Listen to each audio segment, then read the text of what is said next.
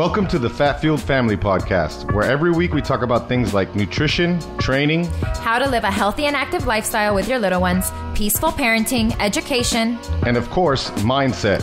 Don't forget to follow us on Facebook and Instagram at Keto Counterculture, at Fat Fueled Mom, and at Fat Fueled Kids, and search for Fat Fueled Family on YouTube. To stay up to date with everything we're doing, sign up with your email at www.fatfueled.family and check out our blog for workouts, meal ideas, and all the other cool stuff we love to talk about. Don't forget to hit subscribe. All right, welcome to the Fat Fueled Family Podcast. I'm Danny Vega, and I'm joined by my beautiful wife. He always makes me say my name, Maura. Today we're super excited because we have someone who, in private conversations, I've said over and over to this person that we need more people to learn about the things that he's talking about and writing about.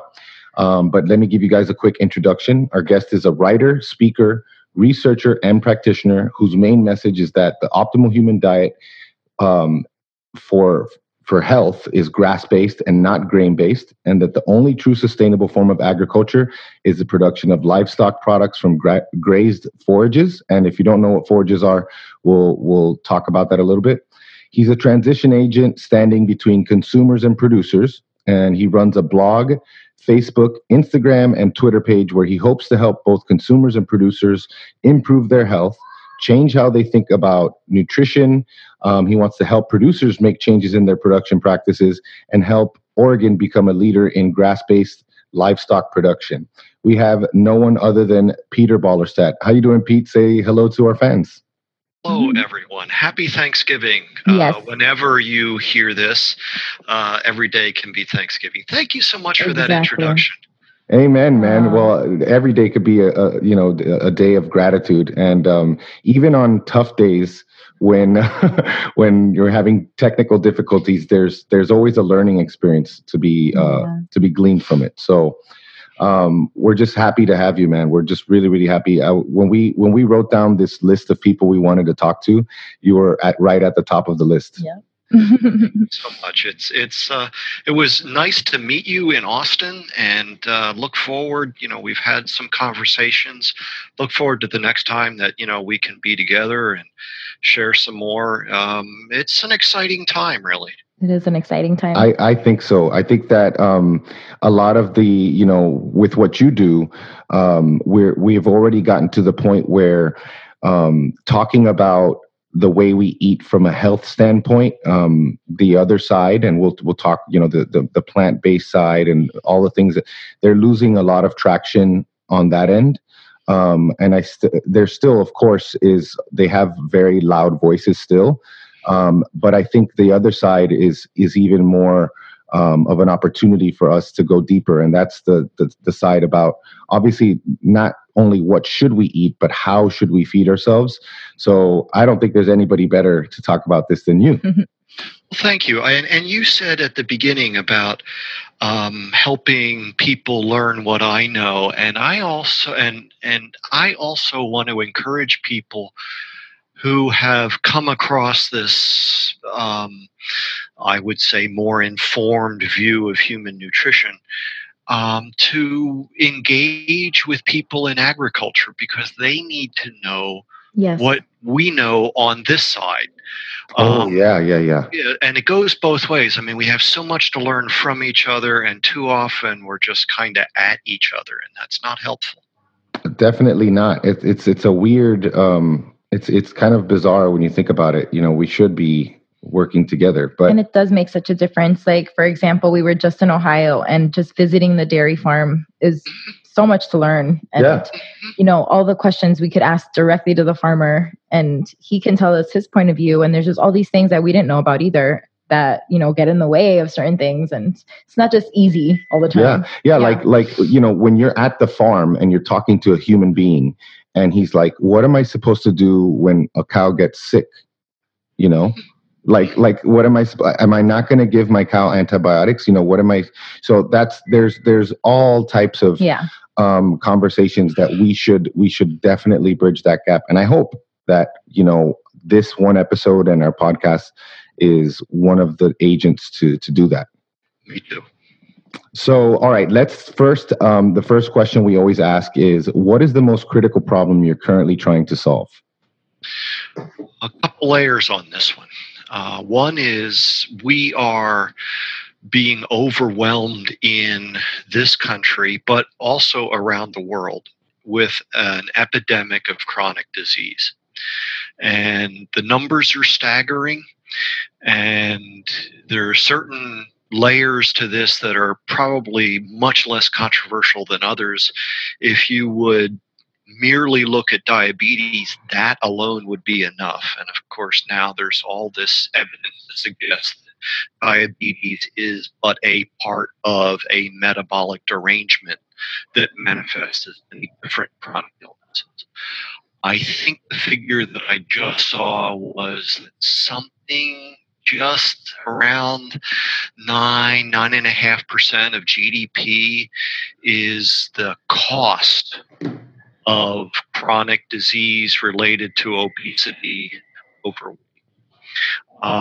That's almost twice the economic input of agriculture, from producer through manufacture, distribution, retail sales. It's enormous, and so there's that. And on the other side, we aren't alone in this world. There are people who live in many, many other parts of the world, and they are trying to emerge from poverty. They're trying to emerge into a more prosperous society wherever they are. And the messages that we are subjected to in this country and in the affluent West have a way of impacting the rest of humanity in countries that are trying to develop. And so if they're false, then that falsehood impacts them unfairly. So as we look out to the world of 2050, we're going to have a growing population, about 2 billion more people, it's estimated. We know that that's going to come with a demand for doubling food production. It's going to be accompanied by an increase in demand for animal protein of 2/3. Wow. How are we going to do that? And is that even an accurate number? Because probably that's based on what some expert somewhere thinks we ought to be eating. Right? Exactly. Yeah, so it's way less than what we should be. Right. Indeed. And I've heard it put something like, 1.5 billion vegetarians in the world would like to not be if they could afford. Yeah, it's not even by choice. Dr. Georgia Ede talks about that all the time. What is the percentage? It's like 80%. A lot. Yeah, it's like 95% of the vegans worldwide or something. Don't quote me on that. Right. No, vegans. Oh, vegans. Okay. Is not by choice. It's because they live in in third world countries, and that's the cheap way to feed everyone is. Well, that's what they think. And that's what they think. They think they're just feeding people grains and.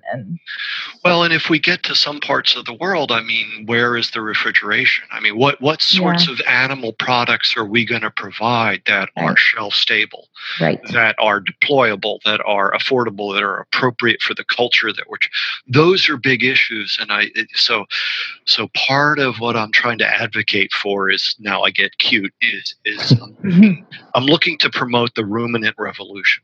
Yes. Just as we had to have a green revolution in the 60s and 70s to avoid famine and starvation for what then was a quarter of the world's population, we now have almost 3 billion people that are malnourished in some sense. Yes. That's out of 7.5 or roughly now. So now 800 million of those people are calorically malnourished. They don't have enough calories, right? So they're starving in that classical sense, but 2.2 billion are overweight or obese. Right. Wow. So, and that's something that people don't think about. That is malnourished. These people are malnourished. Yeah, like you can even break that word down. They're overfed but malnourished. Yeah, wrongly nourished. Yeah. So that's There are personal challenges and things like that. But in terms of a big sort of mission, within the last month, I got to speak to a low carb conference and try to introduce them to the wonder that is the ruminant animal. And then the following week, I got to speak in front of a group of crop scientists that specialize in forages. These are my people, and introduce them to how wrong dietary policy has been and how that actually impacts what we can do in this branch of agriculture, which has the best story going as far as environmental footprint, sustainability, enabling prosperity for humanity. And people there don't know that story, right? That if you we tend to get siloed in all our disciplines. We don't frequently look out into other areas, and it's hard for people to understand just how bad it has been for just how long. Yeah, and it's interesting that you're talking to both sides. It's funny because I'm going to ask you a question now that it's perfectly in line with this, because we talk about there's this lack of awareness, and it's further complicated by misinformation.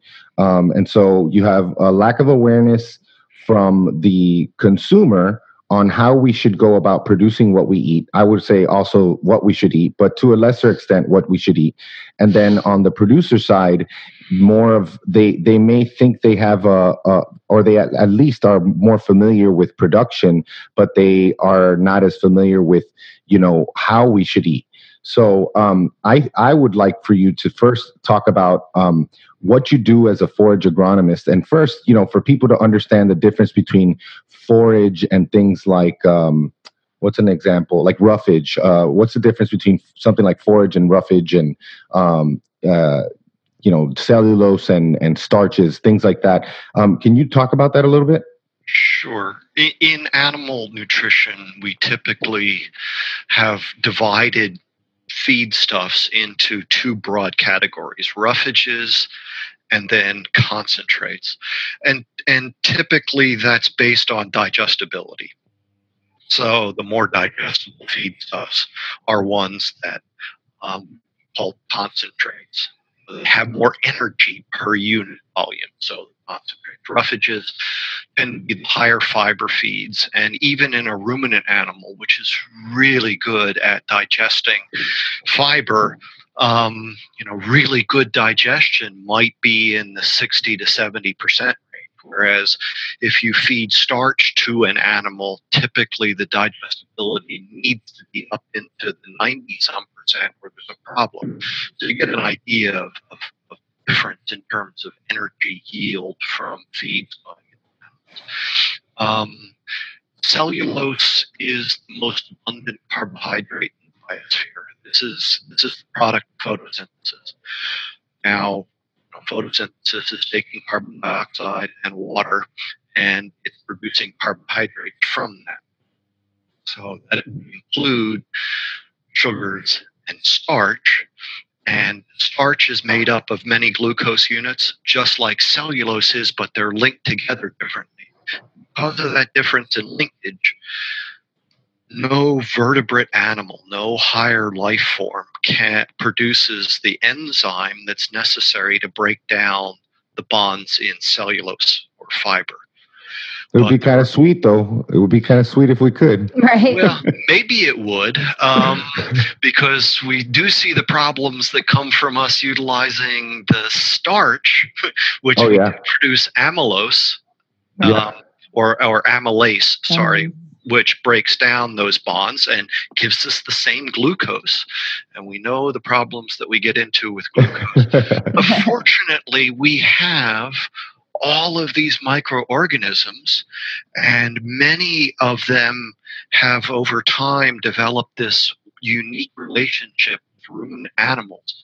So they live within the first two stomachs of this four-stomached animal, and it's they that produce the cellulase that allows that animal to utilize this high-fiber, low-fat, poor-quality protein diet and produce for us high quality animal protein, high quality animal fat, as well as bioavailable forms of minerals, various vitamins.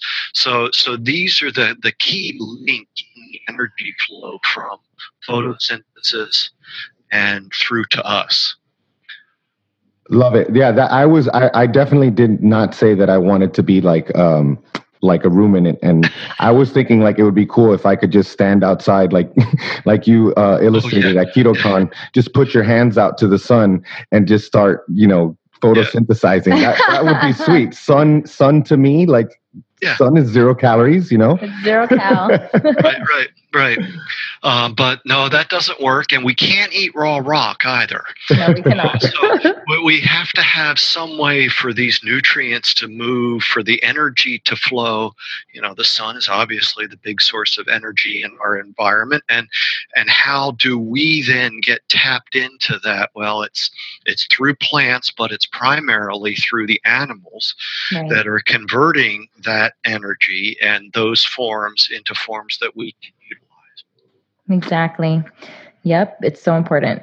And I love the way you explain that. It just makes it so much easier to understand it, being explained that way.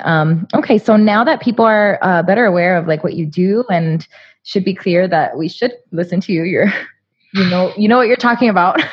I think the majority of, the crowd listening to our podcast really understands that we do favor a diet that's rich in meat, dairy, if you can tolerate it, and animal fats.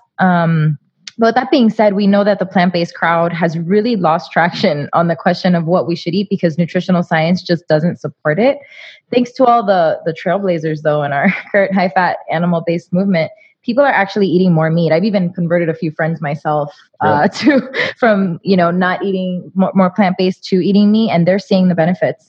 But let's move a little bit to the second question. And talk about how we should go about producing what we eat. So like maybe break it down like financial sustainability and then environmental sustainability, which is a big argument in the vegan community or plant-based community, talking that it's just not sustainable to feed humans animal protein. So there's so many layers, and I use the image of a big thick rope that has many strands in that rope, and when they hand it to you, oh, that looks really strong, but if you can test each one of those strands of their argument, they break, and pretty soon you're left with nothing. Now at some point you may end up with someone who, for their reasons, chooses one path or another, and I really I don't want to force anybody to do anything against their will, right? But let's make sure that we're having a conversation about factual information so that we can reach truly informed decisions. And I don't want to get past the importance of personal health in the conversation about sustainability. And there are voices, and they tend to be perceived as extreme. When you become more familiar with the literature and movement, you find that they're actually foundational. But these are people who will minimize the value of human beings. And so at a certain level, sorry, we've got a disconnect here, and I don't know how to get past that. But when we talk about sustainability, if we are not considering elements of a societal nature as well as elements of an economic nature and an ecological nature, then we're not having as full a conversation, and I would suggest we're not having an honest conversation. Yeah, because usually when people neglect one of the three or two of the three, it's because one of them, they found a way to twist things or to just mislead people on how that one, and don't put the blinders on and don't think about the other two and think about this little whatever gimmick I've now turned to try to get you to switch the other way. Well, and sometimes it's just because, if someone were to talk to me about, weightlifting or exercise, right, it would not take very long to realize you're not talking to the right person. And I don't know. It's not an area that I've frankly, spent a lot of time in. And when you talk to people who are really looking at this subject, you find people that are saying there are lots of sides to this. Yep. And if we don't consider them all, there's pluses and minuses. There are costs and benefits to every single thing we do in life. The idea that there's one decision that you can make that has all upside, no potential, that's ludicrous. That's how we got to the dietary problem we're in now. People very confidently said, we can't imagine, almost a quote, we can't imagine any negative effects from following our dietary advice. Well, that's scary. Well, yeah, you need a better imagination. Yeah. People talking to you at the time saying, yeah, well, you don't even imagine it anymore. It's just well, at the time they had studies. Oh yeah, and they were quieted. They were all quieted. There were scientists trying to engage with politicians and advocates. And scientists were trained how to couch. He said, so they talked about indications and suggestions, and on the other side, you had people who weren't encumbered by that kind of behavior. And so they just said, no, absolutely not. We're certain. And, that kind of stuff we still have with us today. So there's that bit. There is also just some, basic realities. The vast majority of the Earth's surface cannot be used to produce food directly utilizable by human beings. Like less than 4% of the Earth's surface. I'm counting the ocean in that. So, if you look at figures that are just land surface, it's obviously going to be bigger. But less than 4% of the Earth's surface is suitable for cultivation. And now we're learning a lot about whether cultivation itself is a good idea. Yeah. That's a separate conversation. But in any case, so that's a very small portion of the Earth's surface that can be producing the commodity crops, grains, and nobody's living on kale, right? I mean, you've got to get energy, and your energy is going to come from starch if you're not eating animal products, or it's going to come from industrial plant of some kind.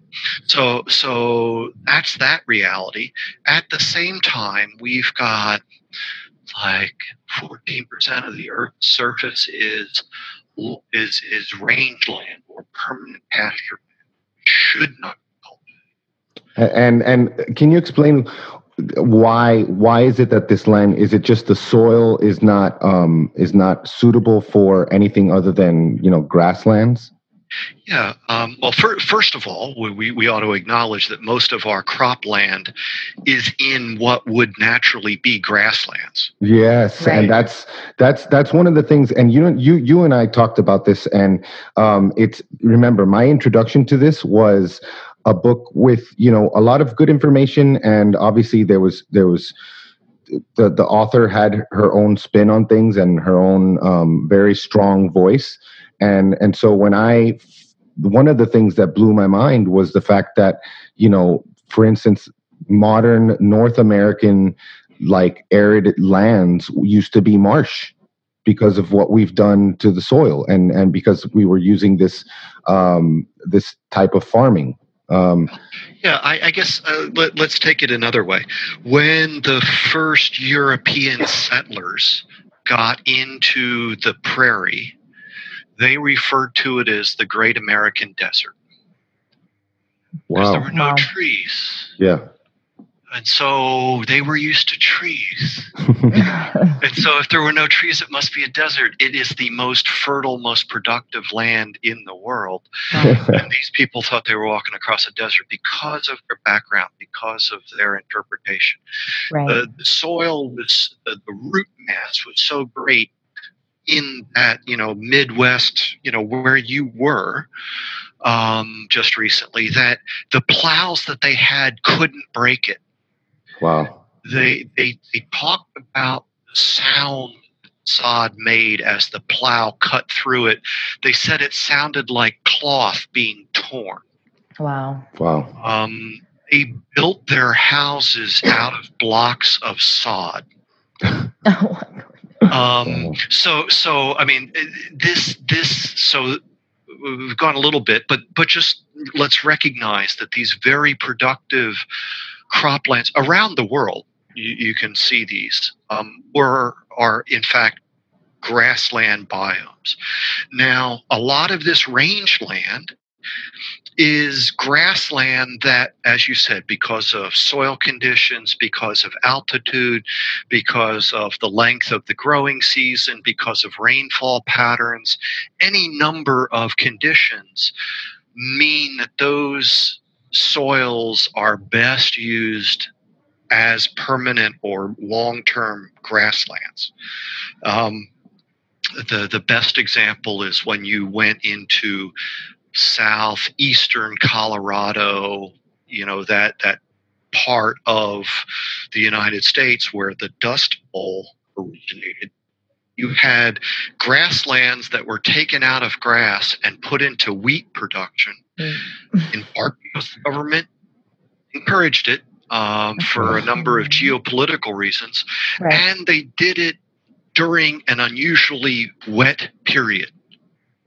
And then that was followed by a return to more typical weather patterns, and then a drought and a heat wave. And so they took the sod, they plowed it out, they destroyed that structure to the soil. That soil was then laid bare for erosion, wind, and water, and then we had that result. So that's what happens when we go into these areas of land that should not be cultivated, and we try to cultivate. Wow. And it's interesting because there's kind of this there's this juxtaposition of wanting to develop and being mindful of developing a land in a way that's sustainable, and then at the same time recognizing what the land is, recognizing that there's certain things that you just can't change, and then we have all these unintended consequences. And then, of course, then the weird thing is that the wheat production somehow always gets linked back to the meat. Like the wheat production is getting linked back to the cows. And you made this amazing comment in your speech at KetoCon that I was just like, wait, what? And that was talking about can you speak a little bit about the percentage of a cow's life that's spent, consuming forage versus wheat? Even a conventional, feedlot cow, what is the typical time they spend, consuming grass and things like what do they call it? Do they call it silage? Yeah. Versus like wheat. Well, so I if I remember the moment that I heard the popping sound from your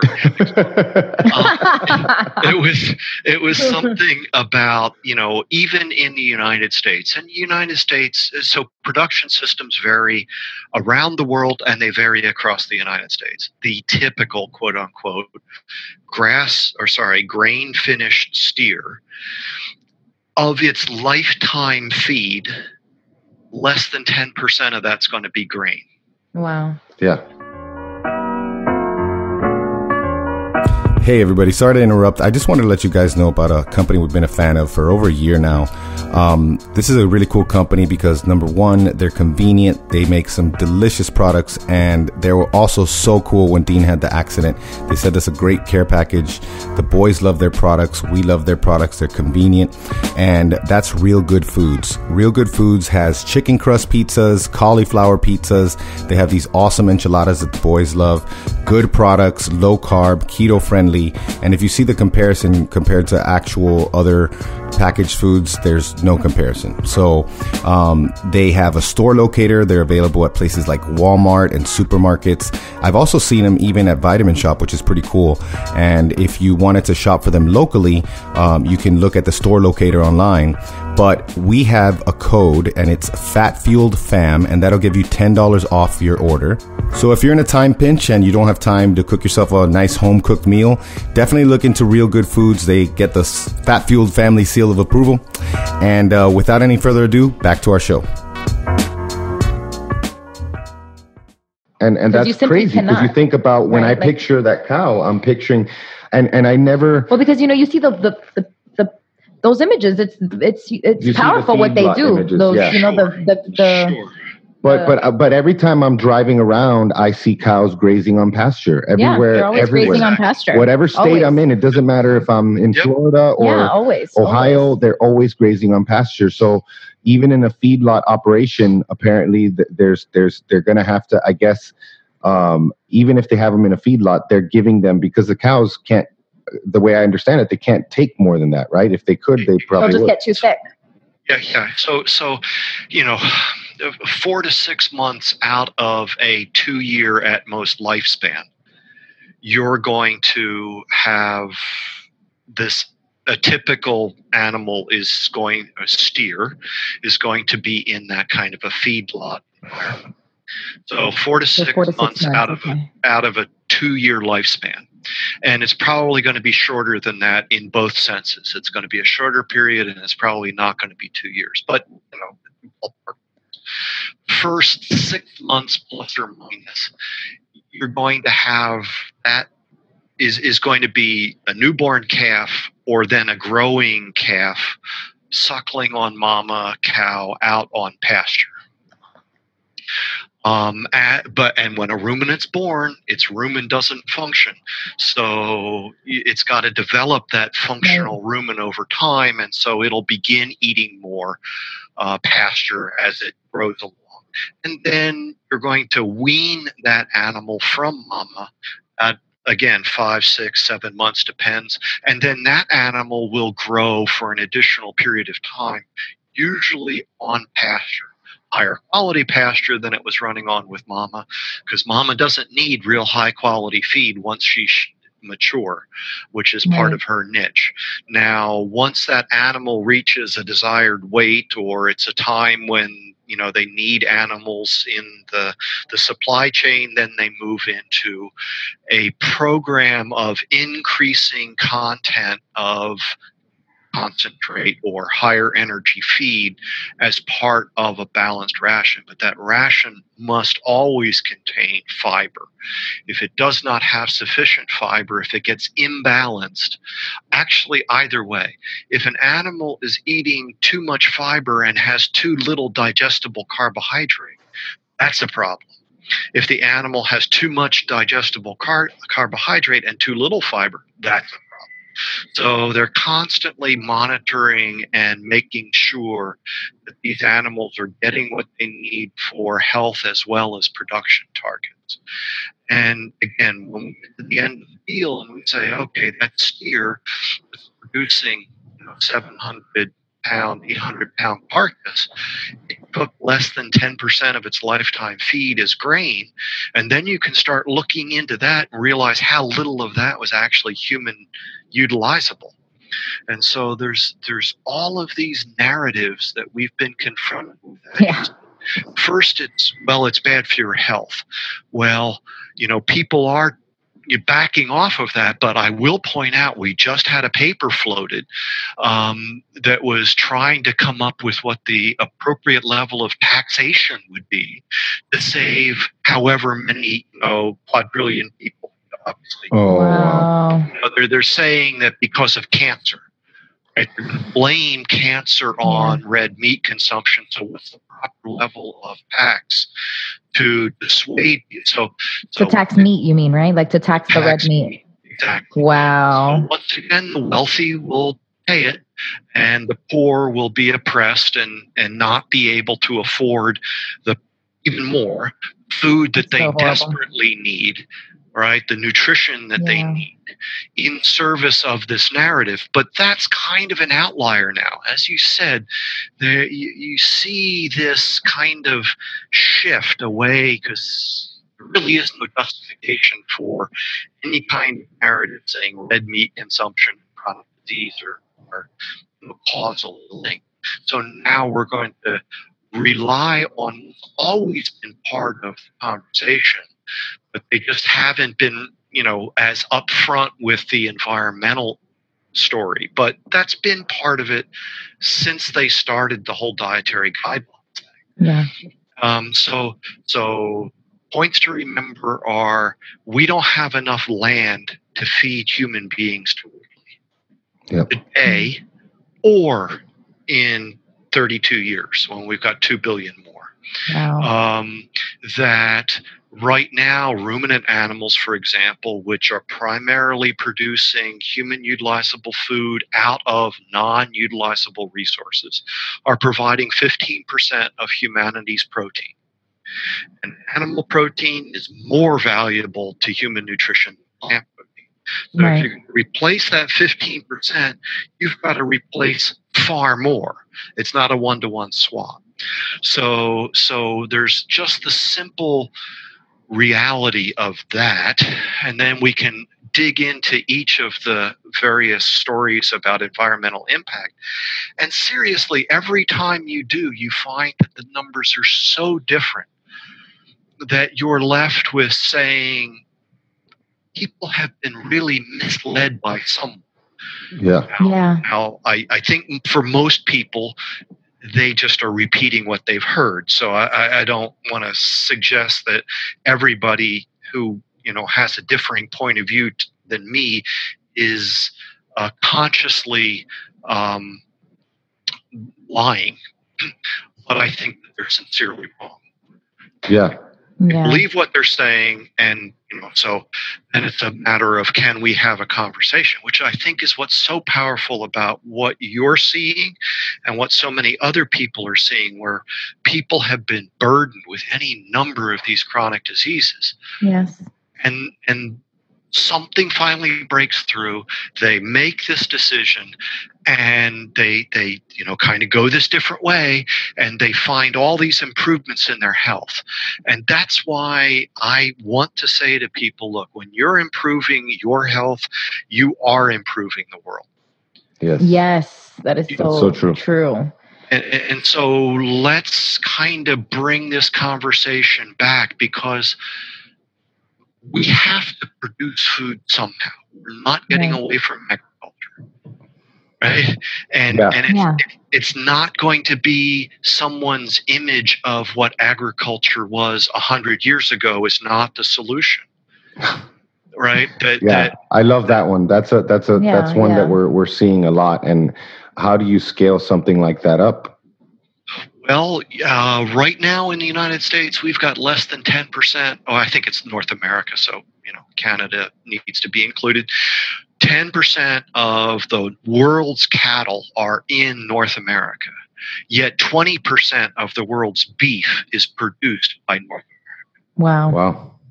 So having less efficient forms of food production is an ecological cost.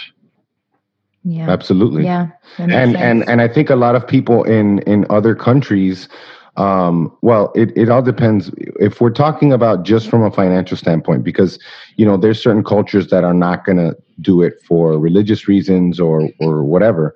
But I really do think it's a problem when someone like in this country, for instance, who's thinks they're doing the right thing, and I'm not blaming the consumer, because the consumer's just misinformed. Right. But they think they're doing something better by going to the store and grabbing, that lettuce versus that meat.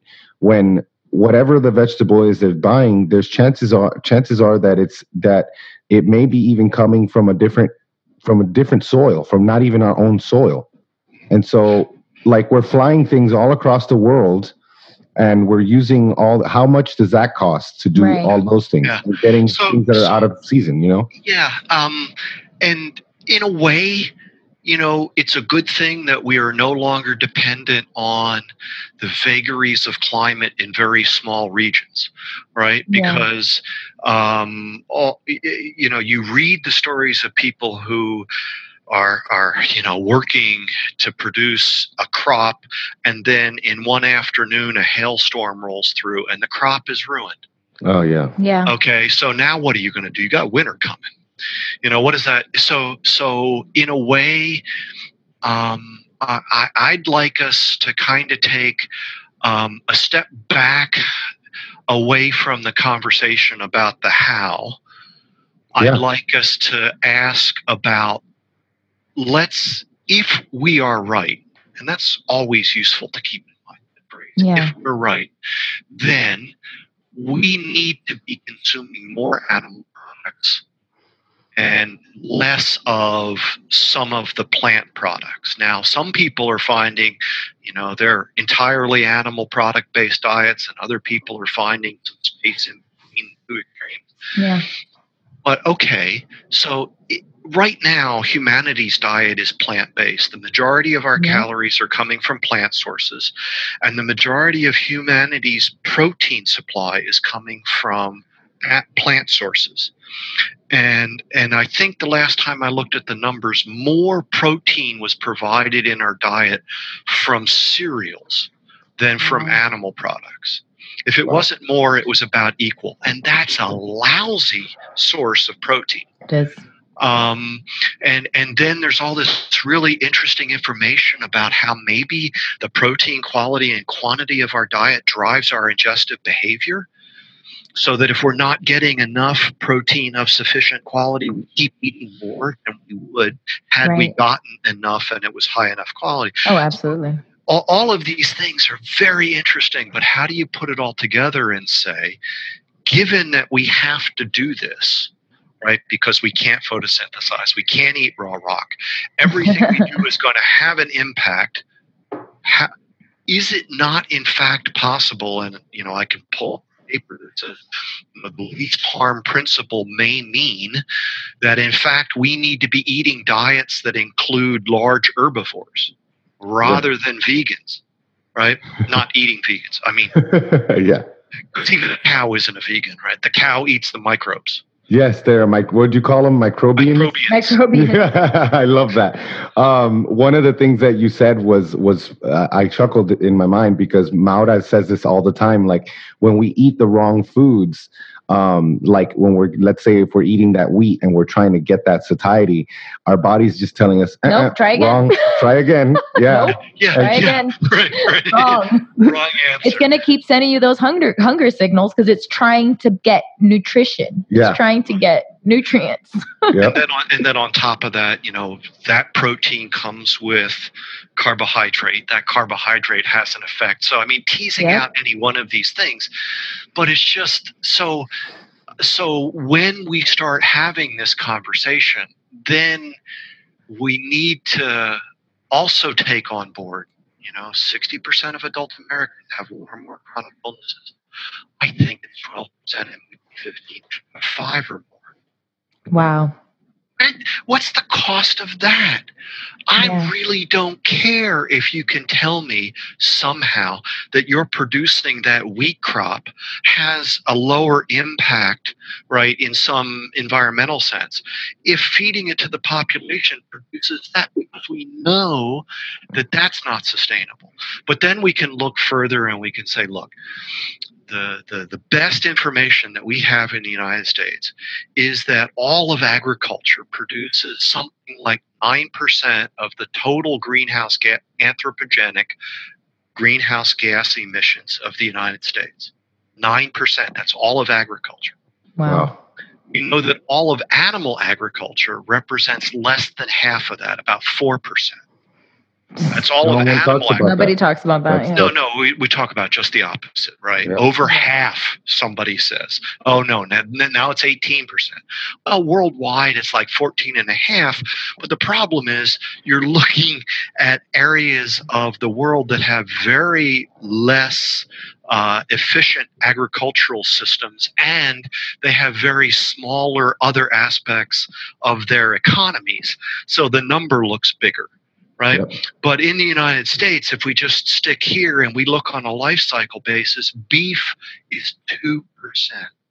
Wow. Healthcare industry is 10%. Yeah. So if arguably we could half the healthcare need by doubling beef consumption, we'd be better off. Wow, I've never heard that one. I've never heard that about the healthcare. The percentages. It's carbon footprint. Exactly. Yeah.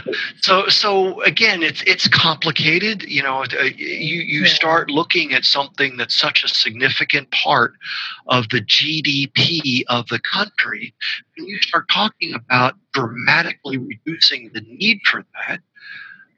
Well, that has an impact. I would argue it would be beneficial, but some people are going to be negatively impacted by reducing the need for chronic disease care, as sick as that sounds. Yeah. So okay, now let's kind of bring it back and say, I just very quickly went over the fact that plant agriculture actually has a larger greenhouse gas emission than all of animal agriculture. Isn't that in the book you read, The Vegetarian Myth? Doesn't she kind of talk about that was one of the things. I think she did talk about that, but she was focused on the wheat. She was focused on, grain production. The grains, yeah. Which I'm sure is a big part of it. I'm sure it's so intensive, like for you to take that and turn it into something that can be somewhat edible. Well, right, exactly. Maybe. Well, okay. The problem is not the grain-fed cattle. The problem is the grain-fed people. Yeah, exactly. Yeah, I love that. That's another one that you posted a while back, and I thought that was so true. It's so true. It's so true. Now, if you're starving, you need it, right? Yeah. Yes. So let's and it hasn't been that long that we've sort of transitioned from where food supply was. Always, and it probably still is, but in ways that we don't appreciate.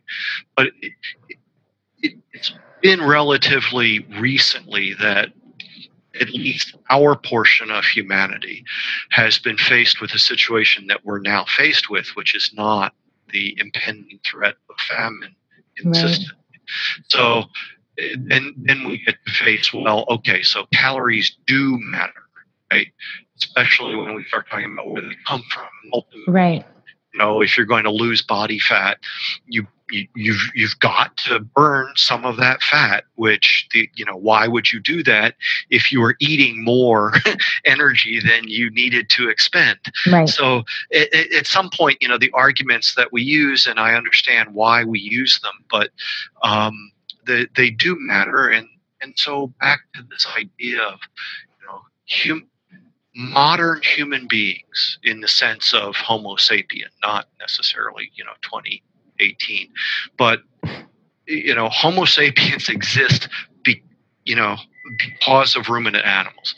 We didn't evolve to eat meat; we evolved because we ate meat. Exactly. Yep. So the ruminant animals were present like 20 million years ago.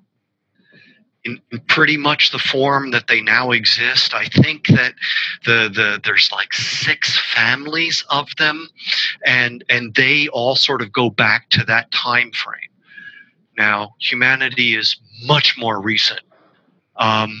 So you had animals that were exploiting resources, the grasslands that were present, and then you have human beings coming along to occupy a niche and expand that. Right?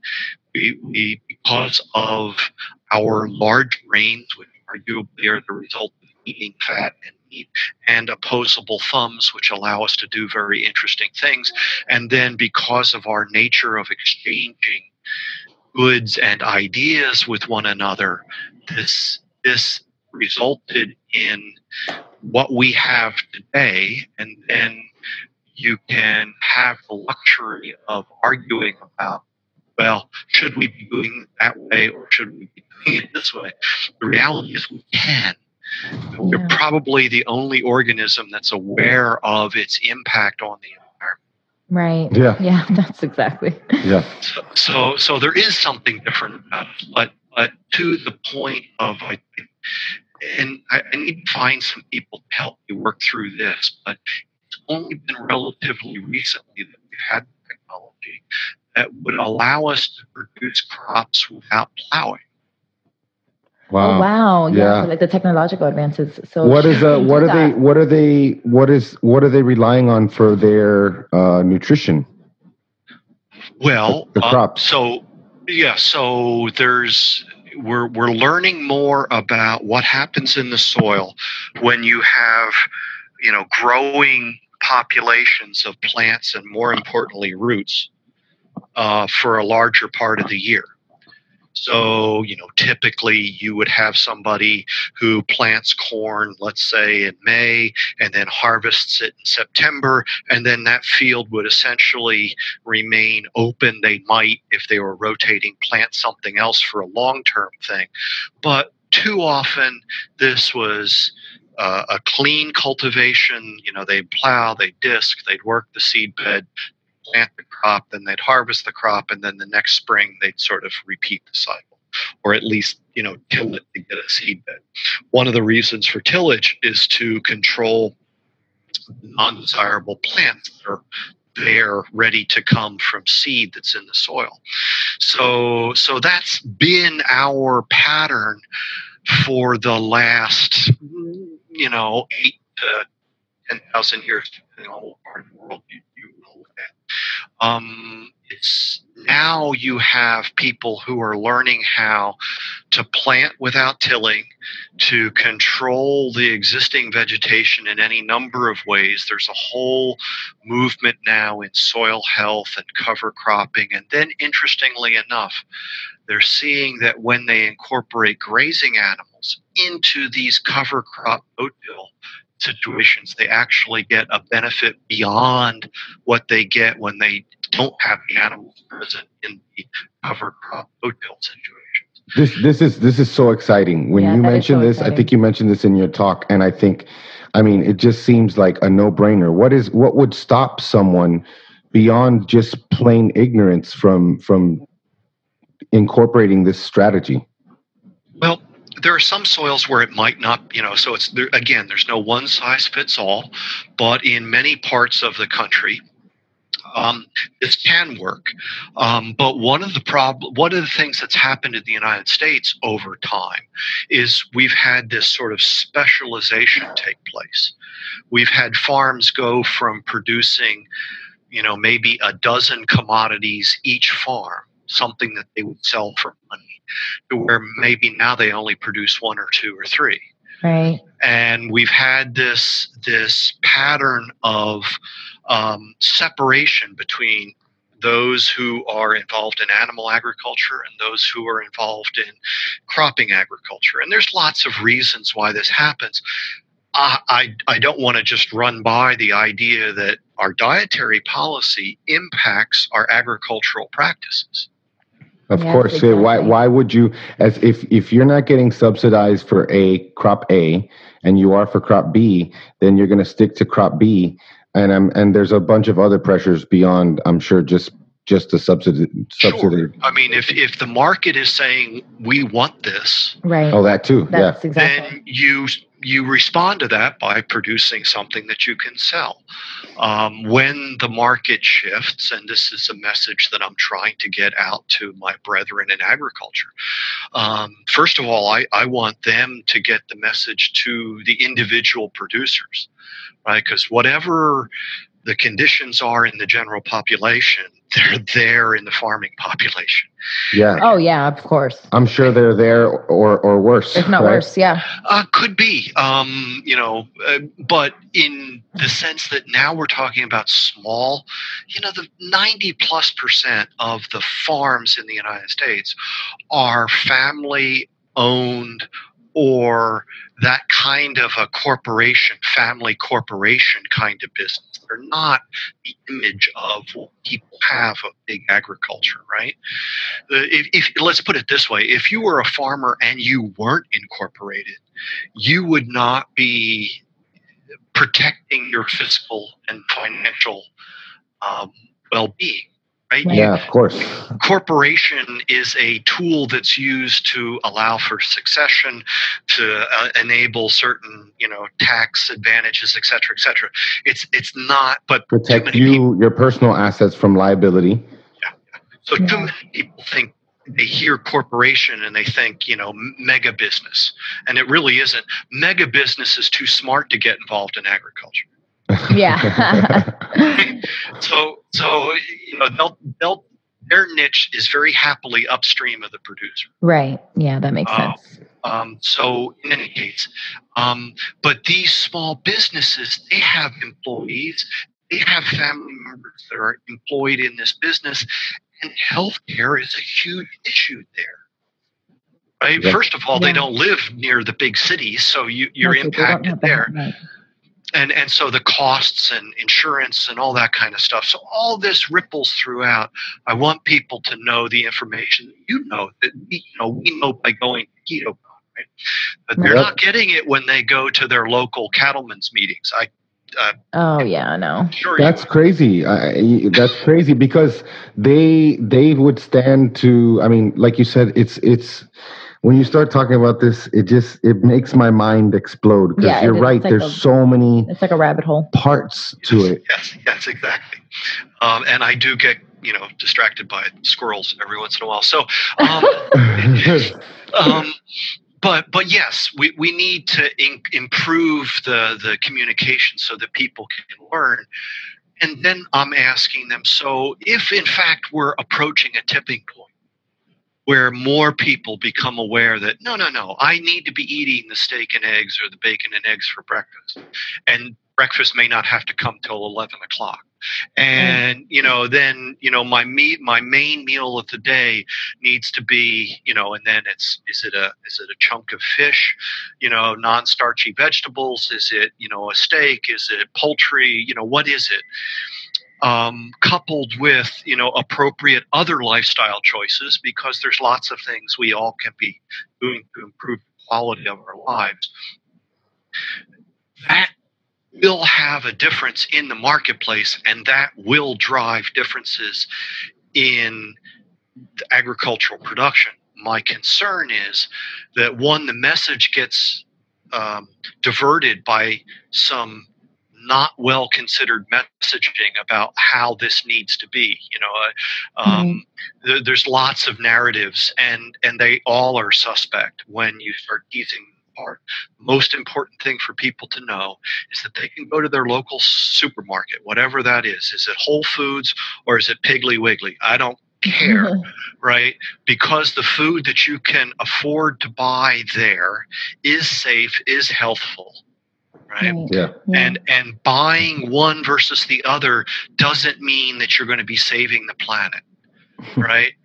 Or destroying the planet. You need to go and find what's affordable to you, what's appropriate given your background and your life, and enjoy that, preferably with your family, so that you have all that richness that comes from the meal pot. And avoid some of these other very problematic foodstuffs that take up the majority of the supermarket space. And when we do that, we'll find that our health and our vitality improves, which will mean that our family life improves, which will mean that the life of the communities to which we belong will improve. And so all of that needs to be taken on board in any kind of conversation about what is now called sustainability. Well, I think the main point from today is something that I didn't really look at it this way before, but based on what you've talked about today, is that we need to, even when we're talking about sustainability, we need to do a better job of talking about health, which honestly, it was something that I in the past was like, well, maybe we need to be able to better speak to environmental sustainability. I understand the importance of that still, but now it would make more sense for us to, because like you said, you're going to these meetings with industry and they are just not aware of the health concerns and what it means to me, it's easier that way then, because obviously, once we get there, like you said, when we get to the point where more people are eating meat and more people are seeing the health benefits, then when we talk about the messaging on how we do it, then of course that has to be well thought out. But we're going to do our part with that first part, is telling people what's healthy and sharing people's stories. But it was something that I was kind of looking at backwards before today's conversation. So I appreciate it. Well, thank you for the opportunity. I really, the secret to enlightenment is to lighten up. Oh, I love it. So let's not get too wrapped around the axle about, production and these other issues that, if we want to, we can sit down and we can have a conversation about them. But, we may find, much to our chagrin, that modern agriculture actually is the sustainable option. And it's not some of these other viewpoints that people have. And exactly the point of human health and flourishing ought to be the goal of each of us for our family, as well as looking at how can we do that to help people around the world who aspire to the same thing, but currently they don't have those options available. What's it going to take to enable that kind of development in a way that does protect, maybe even enhance the environments in which they live? So if I've contributed anything to the conversation or the thought process, I'm grateful for the opportunity. You totally have. So I know that we're both on a time crunch, but I didn't want you to step off before you could share where people can find you and where people can learn more. Please hit us with all of them. I live in Oregon. Oh, no. Oh, you mean online? You live in Oregon. I'm going to look for you in Oregon. I'm dying to go to Oregon, actually. We really want to go to Oregon. We're dying to go. I'll notify you. Calling. Yeah, I'll notify the authorities. Be on the lookout for a really sweet, very large man. So you can find me on Facebook by name, but my page is called Grass-Based Health. And it's grass-based, not grass-fed. You can also find me on Twitter by the same Grass-Based. You can find me on Instagram as one word. Twitter and Instagram are one word, Grass-Based. Awesome. I do have a blog that occasionally I put stuff onto, and it is also Grass-Based Health. You can find me on email as peter.ballerstedt@gmail.com. Well, very, thank you so very much. Cool. Yeah, thank you so much. And we're gonna definitely have to come have you back on to finish the convo. Yeah, we're gonna talk more about some of these. I think we can even title it like lies you've been told or something about the meat you're eating, because we have a very similar interest in this subject, and I think that especially nowadays with we're talking about meat, but then we're pigeonholing ourselves by denying people of delicious meat that just because it's not grown or raised a certain way. So that's definitely a conversation for next time. Excellent. I look forward to it. Well, have an awesome day. We want to thank you guys for listening. Make sure to subscribe and leave us a 5-star rating and review. That helps us grow our audience so we can get more people like Dr. Ballerstedt on. And I just want to thank you for joining us today, man. Thank you so much, Doctor. Yes. You're more than welcome. It's been my pleasure. All right. Have a good one.